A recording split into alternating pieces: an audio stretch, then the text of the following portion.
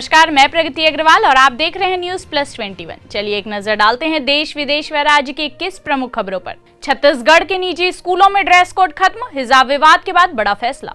फरीदकोट में कांग्रेस पर जमकर बरसे राजनाथ सिंह, बोले शराब माफियाओं का पक्ष ले रही है पार्टी, आप पर भी साधा निशाना। मैं सच बोलता हूं, झूठे वादे सुनने हो तो पीएम मोदी और केजरीवाल को सुने, बोले राहुल गांधी। छत्तीसगढ़ में अप्रैल से झटका दे सकती है बिजली, विद्युत कंपनी ने 745 करोड़ घाटा रिकवरी का प्रस्ताव दिया, मंजूरी मिली तो बढ़ सकते हैं दाम। डायरेक्टर अनुभव सिन्हा छत्तीसगढ़ में शूट करेंगे मूवी, राजनांदगांव, रायपुर, कांकेर और कोरबा में होगी शूटिंग। रायपुर में शादी की दावत के बीच मर्डर, 3 भाइयों ने युवक के सीने में घोंपा चाकू। पीएम मोदी कल the energy and resources institute के कार्यक्रम में देंगे उद्घाटन भाषण। लखीमपुर में आशीष मिश्रा की रिहाई का आदेश, जेल पहुंचा, जल्द आ सकते हैं बाहर। आने वाले 10 से 12 सालों में कांग्रेस का भविष्य अंधकार में नजर आता है, बोले अश्वनी कुमार। जयपुर में रीट पेपर लीक मामले में बीजेपी कार्यकर्ताओं का प्रदर्शन, पुलिस ने किया लाठीचार्ज। सर्जिकल स्ट्राइक पर सवाल उठाने वाले तेलंगाना के सीएम के खिलाफ असम में शिकायत दर्ज, एलजी मनोज सिन्हा बोले सद्बुद्धि दे भगवान। यूएन में भारत ने जताई चिंता, तालिबान के सत्ता में आने से सुरक्षा को जटिल खतरा।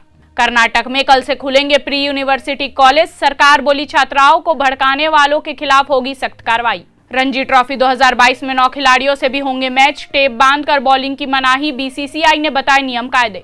T20 सीरीज के लिए ऋषभ पंत को भारतीय टीम में मिली बड़ी जिम्मेदारी, केएल राहुल की जगह पर बने उप कप्तान। अंडरवर्ल्ड डॉन दाऊद इब्राहिम की बहन हसीना पारकर के घर ईडी की बड़ी कार्रवाई, मनी लॉन्ड्रिंग मामले में की गई छापेमारी। मध्य प्रदेश के मुख्यमंत्री शिवराज सिंह चौहान कोरोना संक्रमित, ट्वीट कर दी जानकारी। रायपुर में अब रविवार को भी बजेगी स्कूल की घंटी, 10वीं 12वीं स्टूडेंट्स की लगेगी special class. Jammu Kashmir police ने श्रीनगर में महिला सुरक्षा दस्ता गठित किया।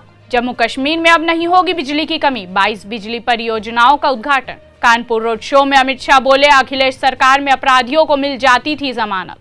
ऐसे ही तमाम जानकारी के लिए हमारे चैनल को लाइक और सब्सक्राइब करना ना भूलें और नोटिफिकेशन के लिए बेल आइकन जरूर दबाएं। देखते रहिए न्यूज़ प्लस 21, आपके हक की बात।